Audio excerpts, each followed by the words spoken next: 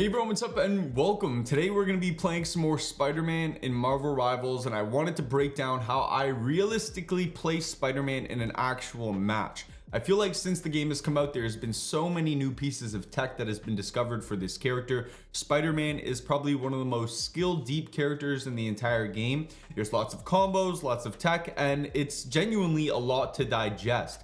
Once you got it all down in the range though, it's a whole different ball game to implement it in an actual match. When it comes to the space and proper timing of when you should or shouldn't be using all these different combos, it can honestly feel like an ocean's worth of weight drowning you over your head because you just don't know where to start. I know when I was first playing Spider-Man, I never really played the betas of this game.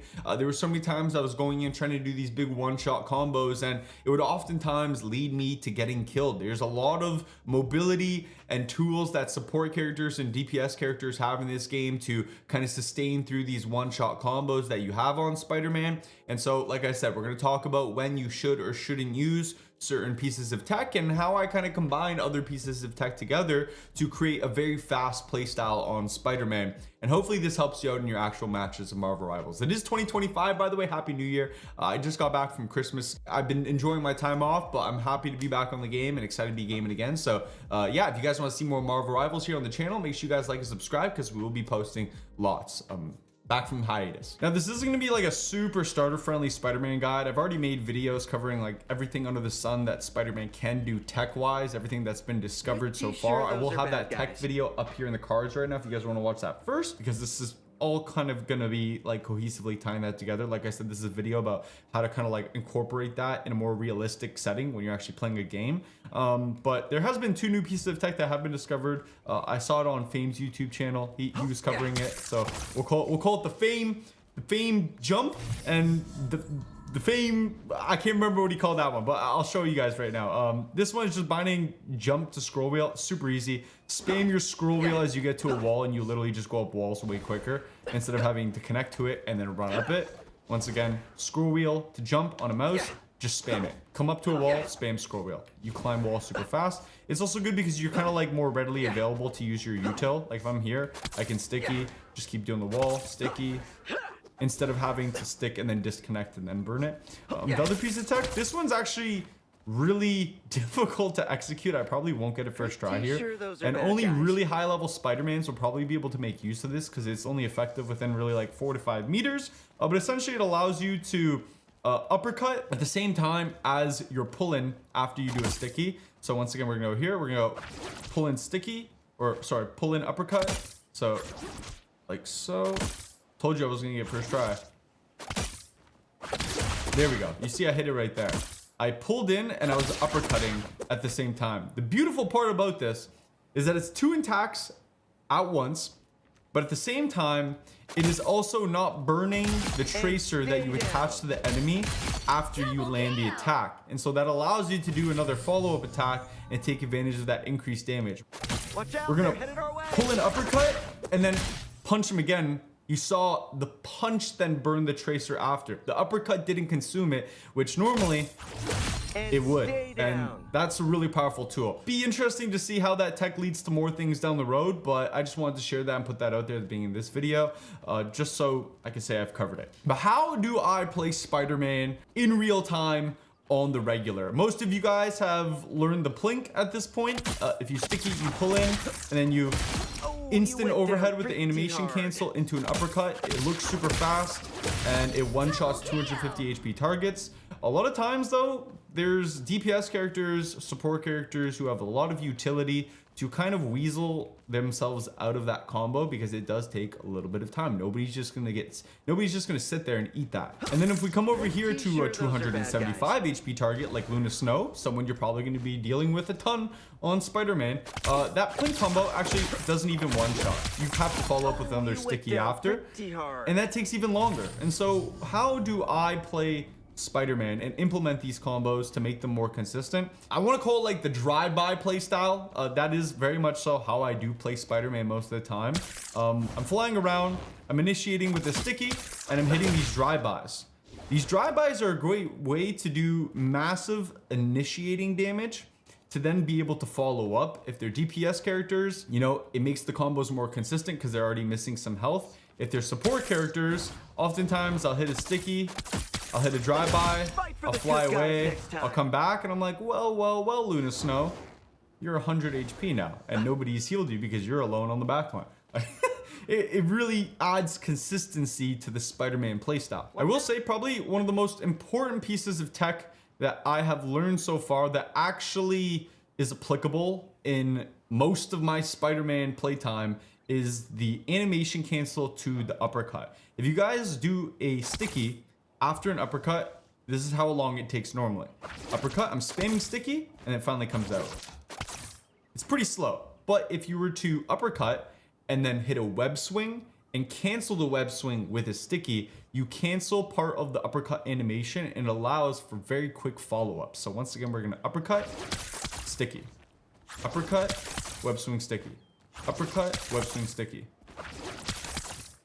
It's super fast. This won't cancel the uppercut, by the way. You'll get the uppercut damage. And so to bring it full circle, I'm actually not using a lot of these combos most of the time when I'm playing Spider-Man. I still do use them lots throughout my game, but most of the time I'm initiating like this. I'm web swinging up, I hit a sticky, I do a drive-by, animation cancel with another sticky, and now I'm free to follow up into an uppercut finish. It's that simple. You do the drive-by, you have the tracer to follow up, and all it takes if they don't get healed is another uppercut to finish. This combo is consistent on 250 HP targets, but also 275, which is where I think this becomes so powerful.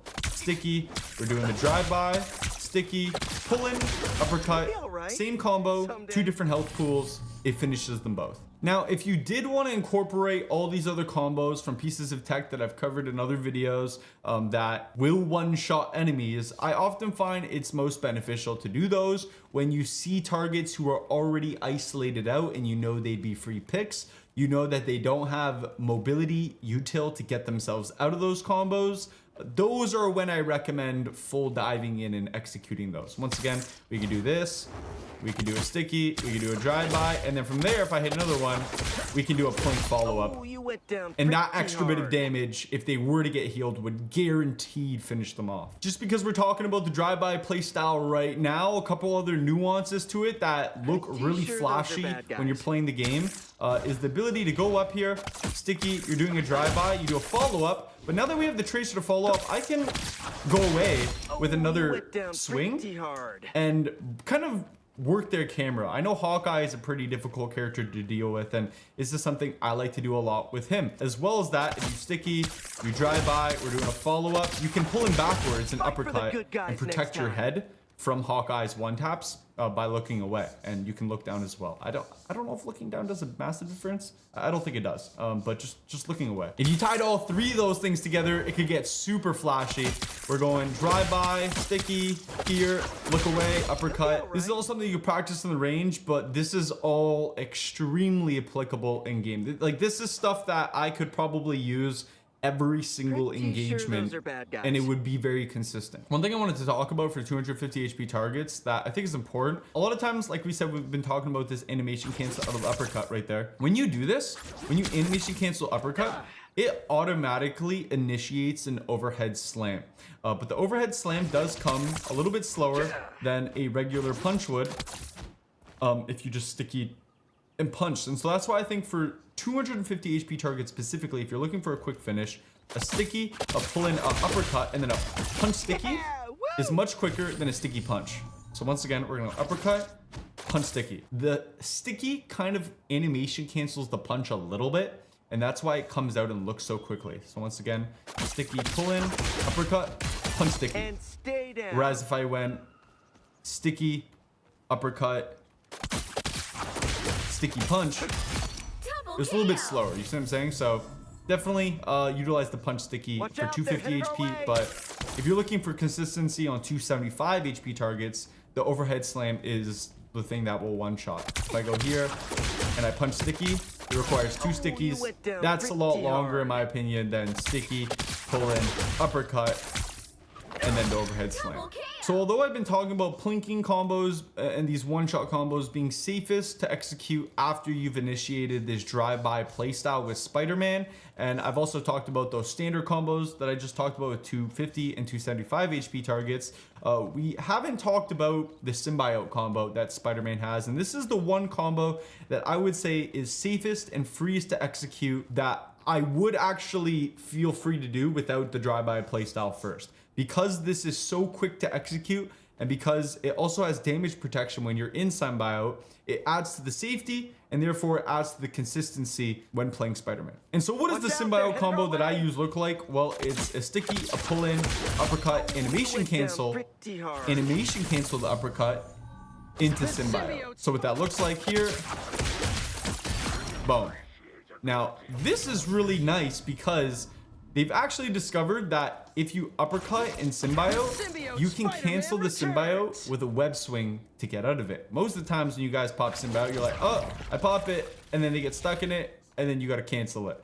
But with this, you get uppercut, Symbiote, web swing out of it. So what we're going to want to do here, we're going to go sticky, pull in, animation cancel Symbiote, and then we're bunny hopping out of the business. That's fast, that's safe. It's drive-by like, I guess you could say, in playstyle, but it's one combo. Now, if you're like me, you honestly just love the flashiness of the drive-by playstyle, not only because it looks cool, but because it is safe. And when there are things like Hawkeye in the game, anything is dangerous at any time.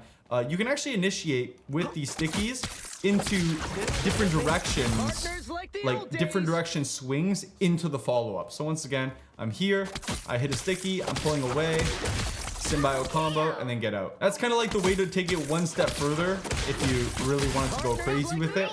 Obviously that consumes another zip, but it is an extra like tool you can throw into your arsenal. And when I'm practicing this combo, I honestly love to just bunny hop around the range between these targets, Luna, and the other bots down there, because this is the one combo that one shots 275 HP or 250 HP targets. And when you get it down really quick, you can see why I've been saying that you don't really need to do the drive-bys in advance for this, because it is so damage preventative in the Symbiote and fast.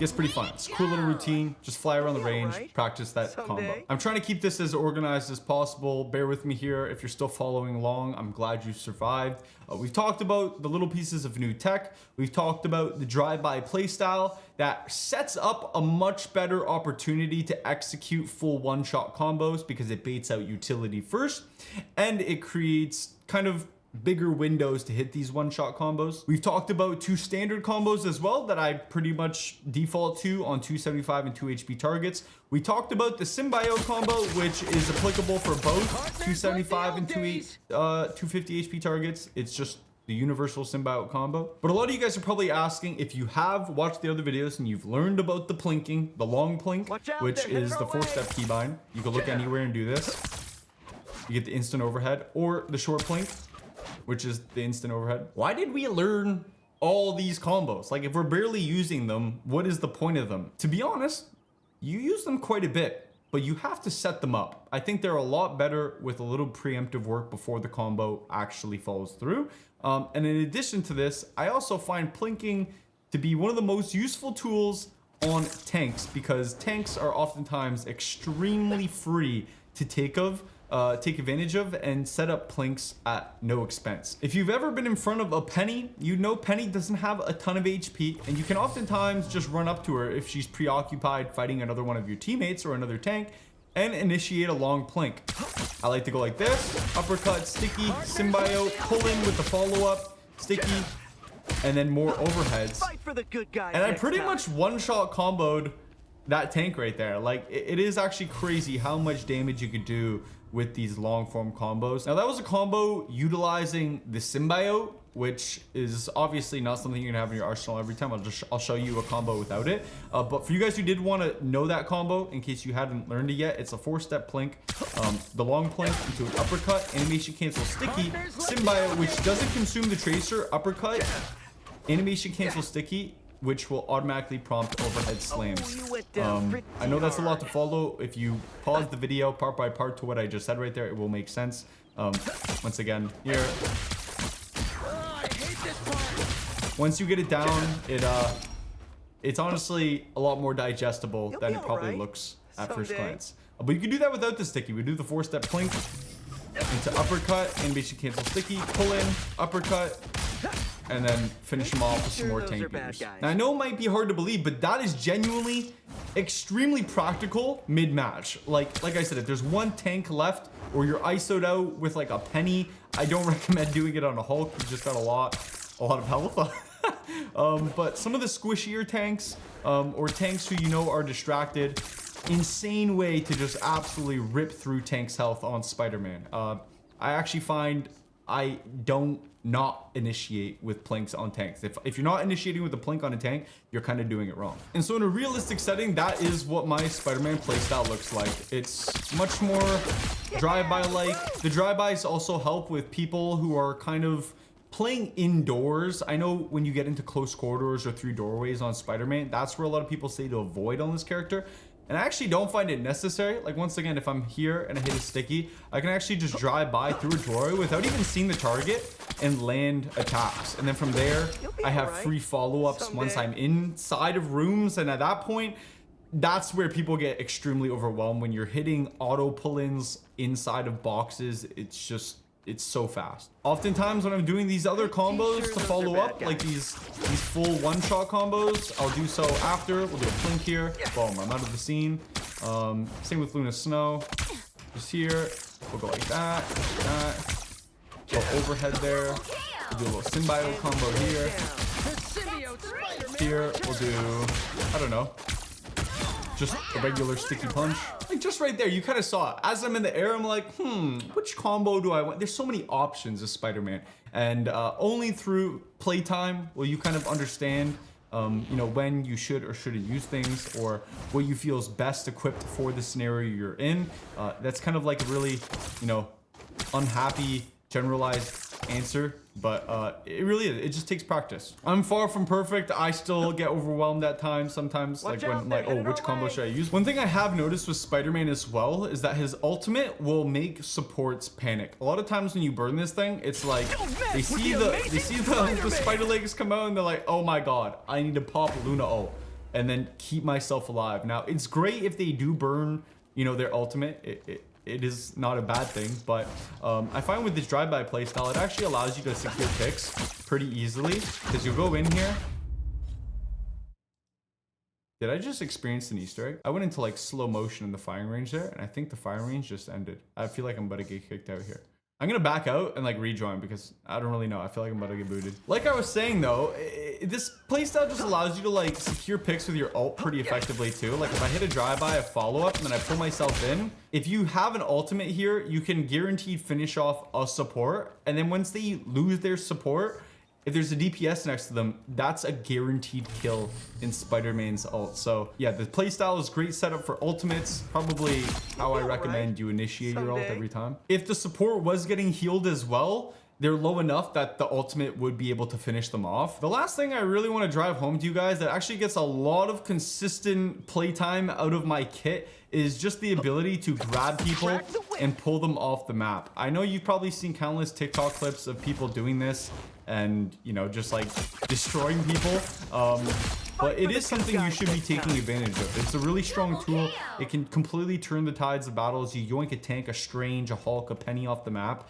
Your team's winning that fight. I think unless you've taken the time to practice the nuance of how to do this though, it can send you yourself off the map more times than you would like. And so I wanted to break down a key step in doing this that makes it a lot easier for you guys, so you can implement this very useful tool. When you're bunny hopping off of the map, you want to pull the guy off and don't burn your double jump. The double jump is what makes this possible and keeps you alive once you do fly off the map. If I were to bunny hop and then accidentally burn my double jump trying to line up the grab, I don't have anything to actually keep me above, and you'd see here I'd fall off the map. I'd be dead. And if you do it too quickly, you can actually snap your line if you try to web swing back on the land too quickly, and you won't end up pulling the enemy at all. So once again, we're gonna drive by here, we're gonna pull the target, double jump, and then safely get back to land. Once again, I'm actually going to try to hit the guy this time. Now I got Double you. jump, we're nice and safe, and pull yourself back up. This is a good spot to practice it because you can kind of just like Now I burn got this you. here. You can practice not falling off the map. As they're making their way back to their spot, you can kind of just keep practicing it on moving targets. And you just kind of rinse and repeat. Double jump, pull him off the map, right there. Come back, bunny hop, grab him, double jump, off the map. But yeah, this is just a really good tool. Like I said, this is the best spot to do it because you can get practice on moving targets. Once you get 2 of these guys off here, double jump off the map, come back here, and now we can practice on these guys, and you can kind of just farm practice for pull-offs, like so. Here, double jump, back on the map. So yeah, I hope this video helped you out. I know it was a lot to digest and could honestly come off as overwhelming. I highly recommend you guys give those other tech videos a watch to understand the fundamentals of what we did here today, because today was all about breaking it down piece by piece when I like to use things. And feel free to kind of go back in the video, pause it, practice each thing we talked about step by step. It's not a race. Just want to make sure you get each piece down correctly, because then you can't really, you need a good foundation to build off of. I know today we didn't really talk about anything new other than like the double jump tech and the punching and pulling tech, but hopefully today's video gave you a better understanding of how to play Spider-Man in an actual game and kind of cohesively ties Kit together in a more realistic, practical setting that's not just diving on somebody and trying to one-shot every time, because 99% of the time that's probably just going to lead to you getting killed. Unless you're doing the Symbiote Combo. This is just deadly. So yeah, thanks so much. Leave a like on the video if you guys enjoyed. Like I said, subscribe if you guys want to see more. We'll be covering more Marvel Rivals content. Took a little bit of a break with Christmas, but excited to be back, excited to play. We'll be grinding ranked. I do stream every day live on Twitch as well. If you guys want to catch me over there, link in the description. That's it. Thanks so much. Keep up there. Peace.